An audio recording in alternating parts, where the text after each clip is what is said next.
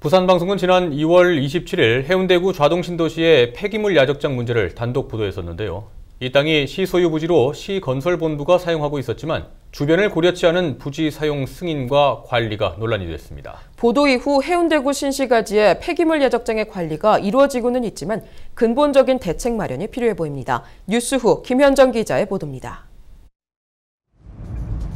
토사 더미가 곳곳에 쌓여 있고 흙먼지가 흩날립니다. 덤프 트럭도 쉴 새 없이 오가고 산소통과 가스통 등 위험물이 적치돼 있습니다.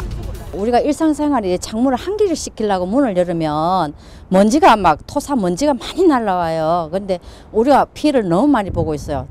아파트 단지와 대규모 대학병원으로 둘러싸인 좌동 1428번지 부지는 폐기물 야적장으로서 애물단지가 되고 있습니다. 하지만 부산방송 보도 이후 폐기물 야적장에는 눈에 띄는 변화가 일어났습니다. 무방비 상태의 토사 더미에는 분진을 방지하는 차단막이 덮여졌고 흙을 실어 나르는 덤프트럭이 오갈 때는 물을 뿌리며 분진 발생을 차단하고 있었습니다. 시건설본부는 오는 2018년 7월까지 좌동 1428번지의 990제곱미터 부지를 야적장으로 사용할 계획이었지만 이를 전면 수정할 방침입니다.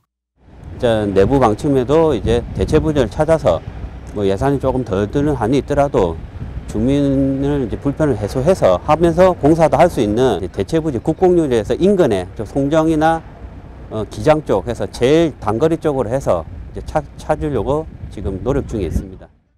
하지만 사후 약방문식의 부산시의 탁상 행정에 대한 비판의 목소리는 피할 수 없는 상황입니다.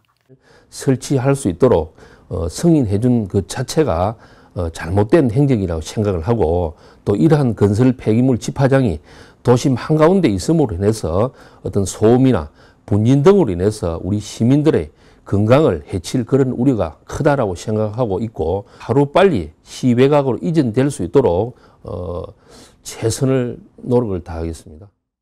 한편 오는 9월 1일에는 폐기물 야적장과 인접한 1427번지 부지에 아세안 문화원이 개원해 필리핀과 말레이시아, 싱가포르 등 아세안 10개국 장관 등이 초청될 예정입니다.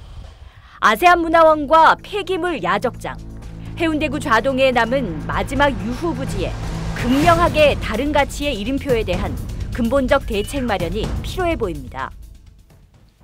이처럼 폐기물로 가득 차 있었던 해운대구 좌동의 마지막 노른자 땅은 다행히 야적장의 이전을 앞두고 있는 상황입니다.